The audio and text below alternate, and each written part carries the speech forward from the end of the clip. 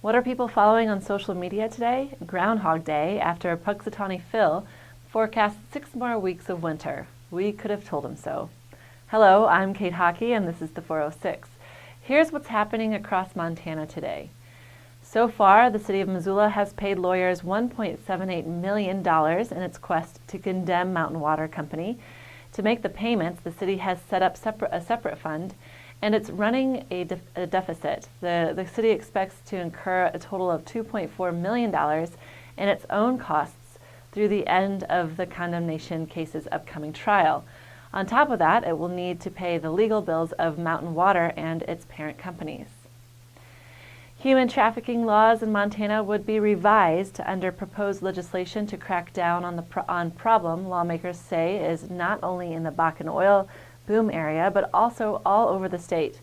Representative Kim Dudick of Missoula introduced House Bill 89 today.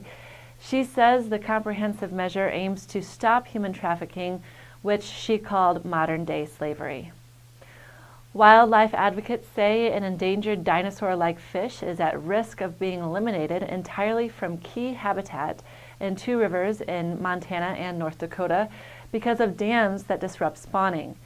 Defenders of wildlife and the Natural Resource Defense Council filed a lawsuit today asking the court to order new protections for pallid sturgeon.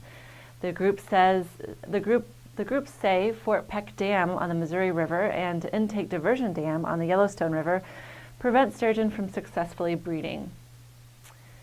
The J.E. Corrette coal-fired power plant, for 40 years Billings' worst air polluter, could be weeks away from its last gasp.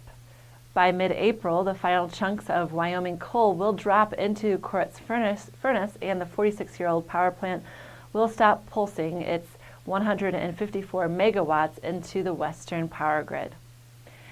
An already crowded group of receivers continued to grow this weekend as the Montana Grizzlies received verbal commitments from prep football standouts Donovan Rooks and Kobe Easton. The 2 6'3" receivers will supplement a class that includes speedsters Dalton Dahm, Holden Ryan, and Missoula Big Sky tight end Colin Bingham. And there could be more to come, but for now, the first class, Bob Stitt and his staff put together, has 5 receivers. That's it for the 406. Subscribe to the 406 YouTube channel and tell us your thoughts about the new show in a comment. Have a great evening.